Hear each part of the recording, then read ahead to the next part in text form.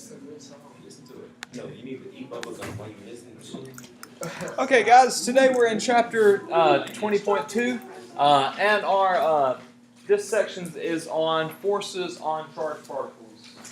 Such a Henry, that's a very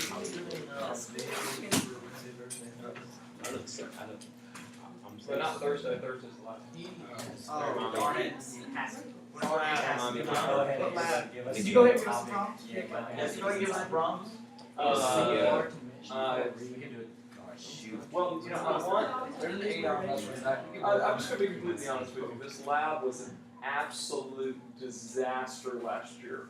And so I went to look for my instructions from last year and I couldn't find them. I guess I got so mad that I deleted them. And so I put together new instructions, but it may or may not be the same as last year. And so last year we ended up pretty much just kind of playing in the lab because they were so bad. Huh? I'm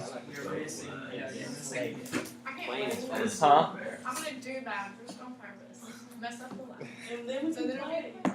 Well, I will try it out before, but as of today, I don't know. I have them typed out. I just haven't tried. What we're saying is so it turns out being a play day, we do not have to write an essay? Yeah.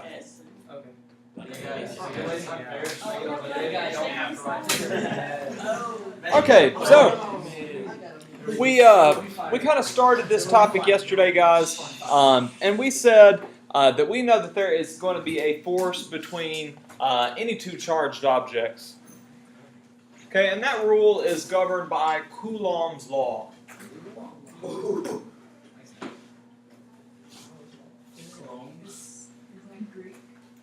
Coulombs? I don't know.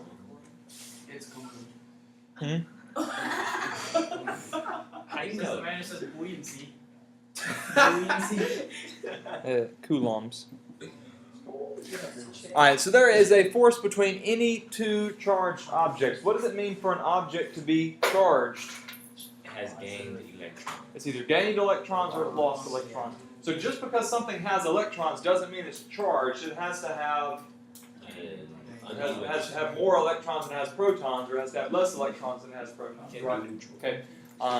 So there's always a force between any two charged objects. That force, guys, is dependent upon two things. The first thing is the distance between the charges. We'll call that the radius. Okay, and so that'll be the distance between the center of one object and the center of the other object. Just go ahead and speculate with me, guys. As distance increases, what do you think is going to happen to the force? Decrease. It's going to decrease. Okay?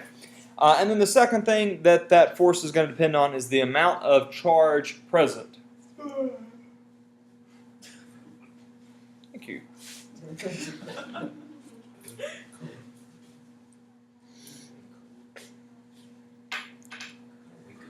Alright, and speculate with me again, guys. As I increase the amount of charge present, the force will increase. Okay, so the first thing it depended on was distance. Okay, so the rule, guys, the force between charged particles is inversely and exponentially proportional to distance. And that sounds really complicated, but it's not.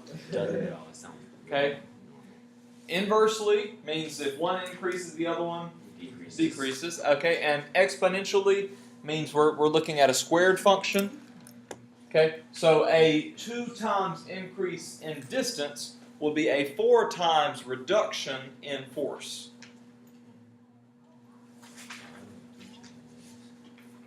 That ought to sound kind of familiar. 2 times increase in distance, a 4 times reduction in force. Yep, sounds familiar. Gravity. Gravity does the exact same thing, right? Okay. So in the equation form of that, guys, my force is going to be proportional to 1 over r squared. Okay, r being that distance between them. So if I have, I'm going to bring that back up. So if I have one charged object, we'll say maybe an electron or a negatively charged, and then a positively charged object, the radius would be that distance there. Okay, so the distance between their centers.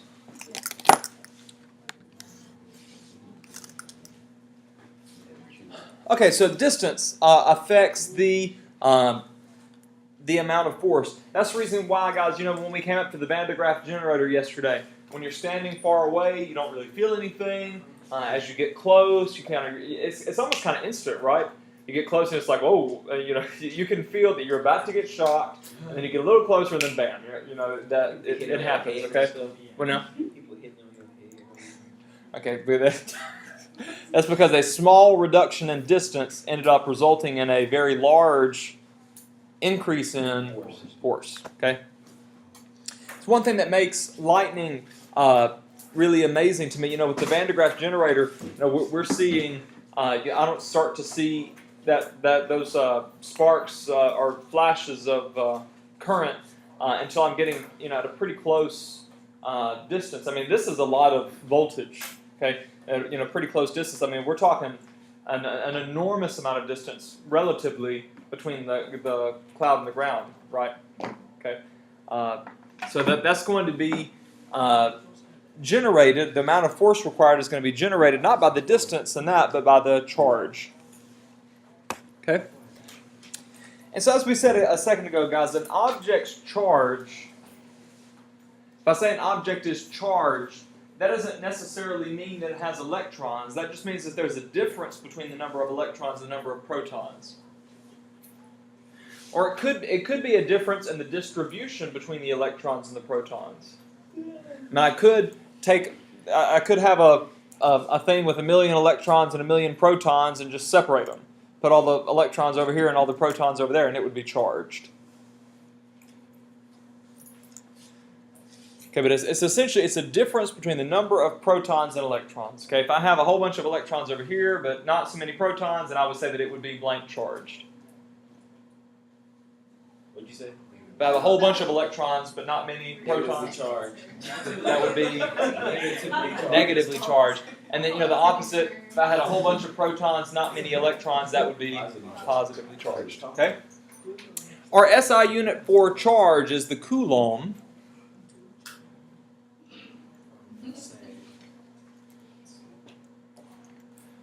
Abbreviated capital C.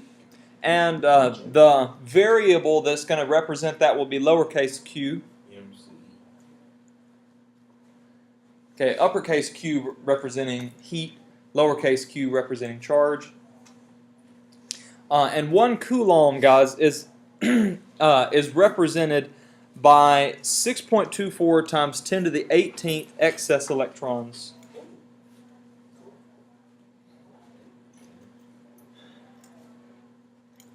Okay, so if I have an object and it's neutrally charged, I mean, it has a whole bunch of electrons on it right now, and if I want to put 1 Coulomb of charge on it, then I've got to add 6.24 times 10 to the 18th electrons. Or I got to move 6.24 times 10 to the 18th electrons from one side to the other side. Okay, that would create a 1 Coulomb charge as well. Specifically, that would create a positive 1 Coulomb charge on one side and a negative 1 Coulomb charge on the other side. Right? Right. Okay. So 1 Coulomb, guys, is a huge amount of charge. Okay, so if I'm talking about having 1 Coulomb of charge built up, if I were you, I'd hit the deck. Okay, 1 Coulomb of charge, a lot of charge. At 1 meter, 1 Coulomb of charge would be, well, we're talking many millions of newtons of force on that charge. Okay, I mean that's just a lot of charge. Okay. So when we're working a problem, if we see that something has 1 Coulomb of charge, it's probably too big. Now I'm not saying it's impossible to have one. I mean, a lightning bolt delivers on in the coulombs. It's not. Right, I mean, like, Typically, in our problems, we'll be dealing with negative 10, 1 times 10 to the negative 8th coulombs, something like that. Okay, so are y'all seeing some parallels between gravity and electricity? The bigger it is, the bigger the force. The farther away they are, the smaller the force. Okay, there's a lot of parallels between electricity and gravity, and when we look at the Coulombs Law equation, you're going to say, huh, that looks a lot like universal gravitation. And so our Coulombs Law equation, which can go on your equation sheet, Coulombs Law, I believe it's equation 59, oh, 39. We're not to 59 yet. Give it time. We'll get there, but give it time.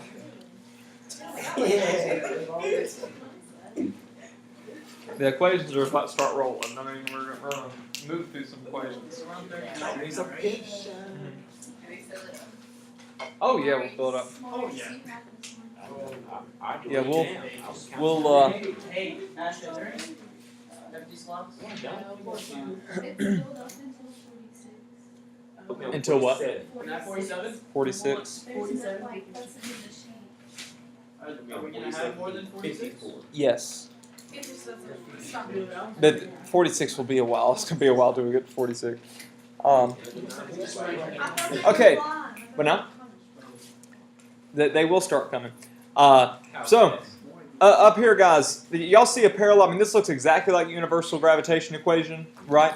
Okay. QA and QB. Okay, this is going to be this equation is giving me the force between two charged objects. So QA and QB would be the charge on one object, and QB would be the charge on the other object. Okay, r squared, the distance between them. Okay, and that k value is a constant, and it is equal to 9 times 10 to the 9th newtons per meter over Coulomb squared. And y'all know QA and QB are the value of my charges in coulombs.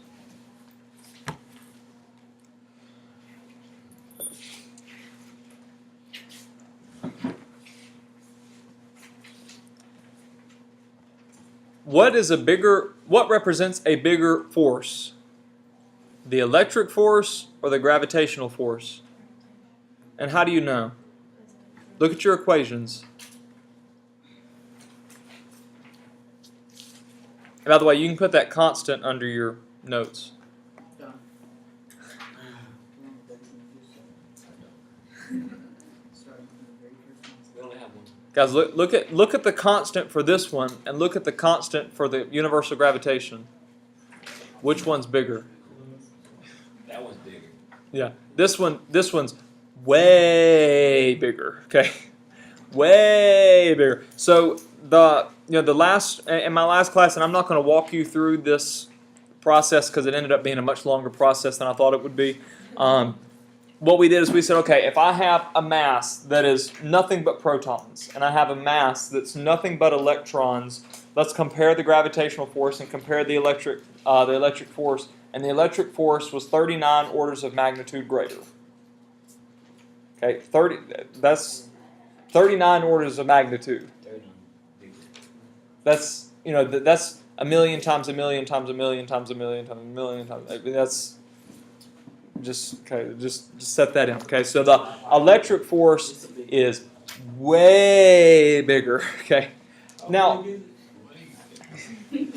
why then do we even bother talking about the gravitational force between objects like the Earth and the Moon? If we said the electric force is way bigger, then, I mean, we said the gravitational force is what's holding the Moon in orbit. Why do we not talk about the electric force?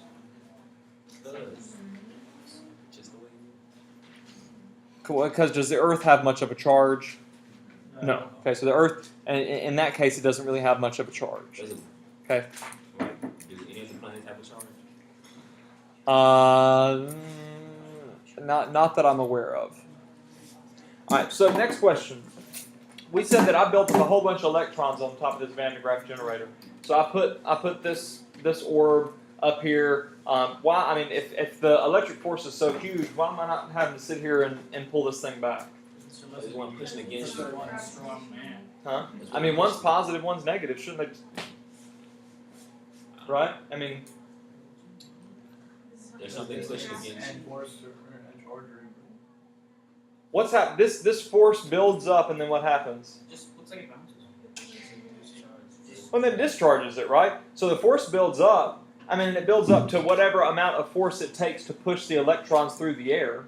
And it just so happens the amount of force it takes to push the electrons through the air is not really that much.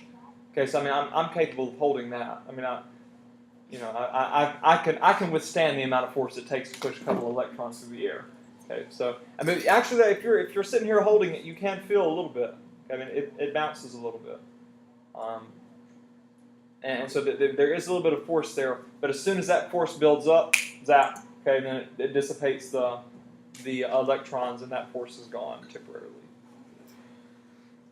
What if it did pull you, and then whenever you put your hand on it? You be shot. That would be horrible. That would be funny. But this doesn't produce. I mean, Yeah, I'm saying whenever you're punching it. yeah. No, I mean, no. Yeah, this doesn't. Okay, it doesn't produce a lot of charge. Okay, it produces high energy charge. Okay, so it has a lot of voltage, and we'll talk about what that means later. But it produces high energy charge, but it doesn't produce a lot of charge. I mean, I don't think this would power a light bulb. I mean, it doesn't produce a lot of energy. So that's the reason why I'm not afraid to put my hand up to it and let it zap me good. Which I demonstrated my bravery above all odds yesterday. Okay, any questions? I'm gonna do a couple examples, but. Oh yeah. All right. So let me do an example here.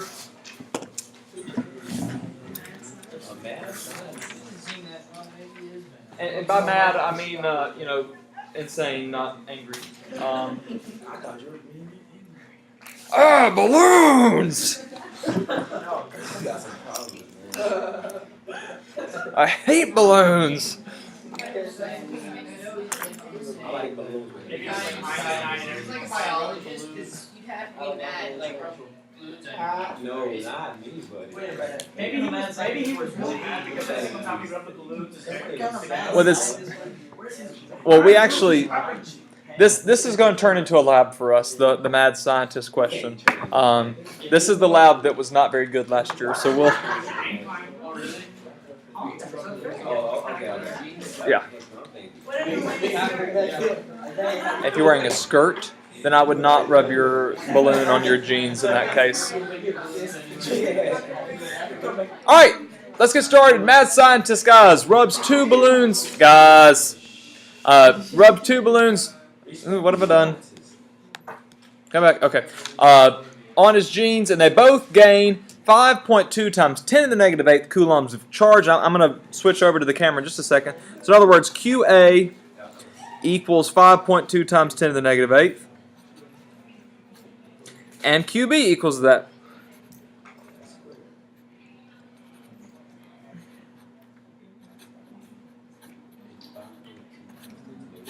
All right, it says that they are separated by 0.1 meters. So in other words, R is 0.1 meters.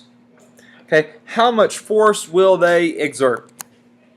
Okay, so I have QA and QB are both 5.2 times 10 to the negative 8. One point when working these problems, if I have a negative charge, then Q will be a negative value. If I have a positive charge, then Q is a positive value. But when you're working these equations, positive and negative don't matter.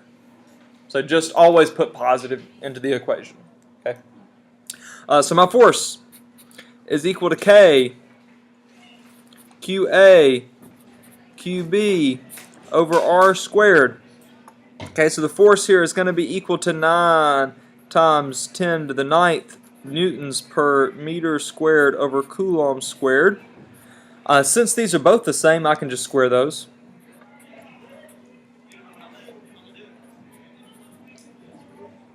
Excuse me, coulombs squared divided by the radius squared.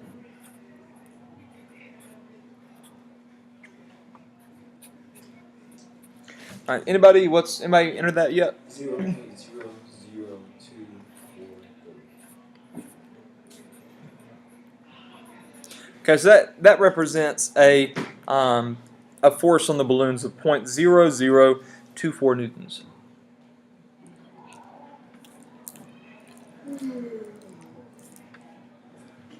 Okay, so that seems like a very small force, and indeed it is a small force, but balloons are renowned for their lack of weight, and so, I mean, a 0.0024 Newton force on a balloon is really not insubstantial. I mean, that would be visible. Okay. All right, let's try the next one. Next one's a little bit interesting. And this is really a bad problem from the get-go because it's theoretical. It's not really possible, but we'll just go with me. The whole point of this is to work some problems, not to or to get familiar with the equation. So one electron is sitting stationary. Yeah, right. And another electron is directly north of the electron, 5 times 10 to the negative 8th meters away. Okay, so I'm going to draw a picture here. I'm going to bring this picture up in a second. I have one electron here. I have one electron that's directly north of that. 5 times 10 to the negative 8th meters. All right, a proton is directly east at 2 times 10 to the negative 9th meters.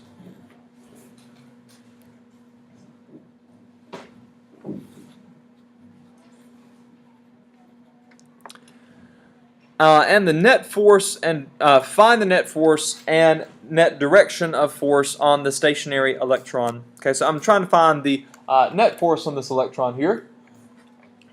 So what I need to find is the force on the electron due to this electron, and I need to find the force on this electron due to that proton. The force due to this electron is going to be in what direction? North. Guys, this electron is going to force this one south. I thought I was gonna pull it towards you. Oh no, it's opposite. Yeah, opposite.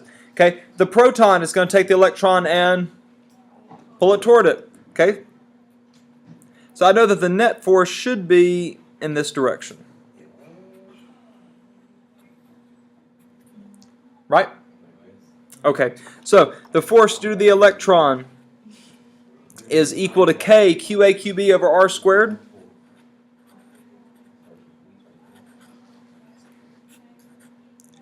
And so we have one problem here. I wasn't given a QA or a QB, but I was told that it was one electron. Okay, so since 1 Coulomb is, what was the number? Something to 20, no? 6.24 times 10 to the 18th electrons, then I know that the charge on an electron is 1 over 6.24 times 10 to the 18th coulombs. Right? Okay, so the force from the electron is going to be 9 times 10 to the 9th, and y'all know all those units. I'm not going to write them out again. Okay, and since they're both 1 electron, so that'll be squared. So this is going to be 1 over 6.24 times 10 to the 18th coulombs squared, divided by their radius, or the distance between them.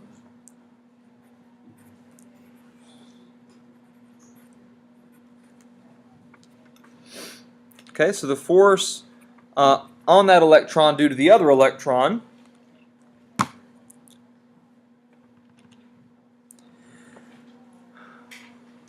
is 9.24.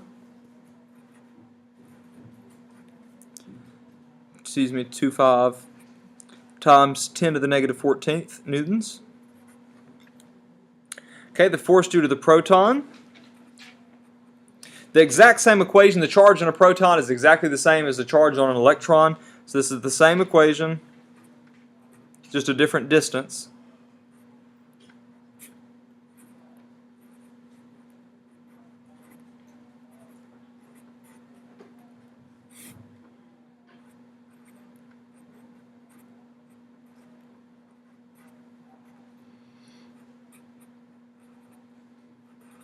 Okay, so the force due to the proton is going to be 5.78 times 10 to the negative 11th newtons.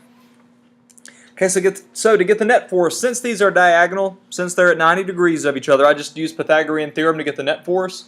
And so, I would the square root of that squared plus that squared. But y'all should know just by looking at this what that is going to be. Don't put it in your calculators. What's that going to be? When I get the net force between those two, what's it going to be? The square root of 9.25 times 10 to the negative 14th squared plus 5.78 times 10 to the negative 11th squared. You just supposed to know that? Yeah, y'all should know that. Are you for it? Mm-hmm. It's a real common number. 7. Is it 1? Is it 9.8? No, it's 5.78 times 10 to the negative 11th. Look, this is 3 orders of magnitude smaller. And when you square 3 orders of magnitude smaller, that becomes 9 orders of magnitude smaller. So this is it's just the same thing. No, it becomes 6 orders of magnitude. I'm sorry. If you type it in the calculator, you get 5.780007 times 10 to the negative 11th. So basically, well, it's the same. It's the same as the one above I guess it. that makes sense. 'Cause it's such a small. Whenever you're doing Pythagorean theorem, if they're more than 2 orders of magnitude apart, typically you just go with the bigger one.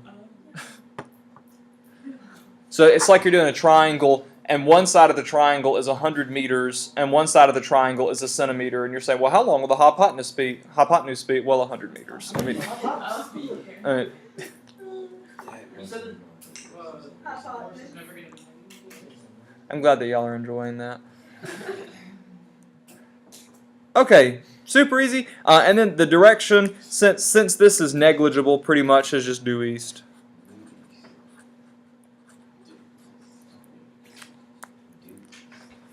Okay, now it would have we would need to do inverse tangent if it wasn't like that, but y'all remember how to do vectors, right? It'd be, I don't know why y'all think vectors. It'd be inverse tangent, the y over the x,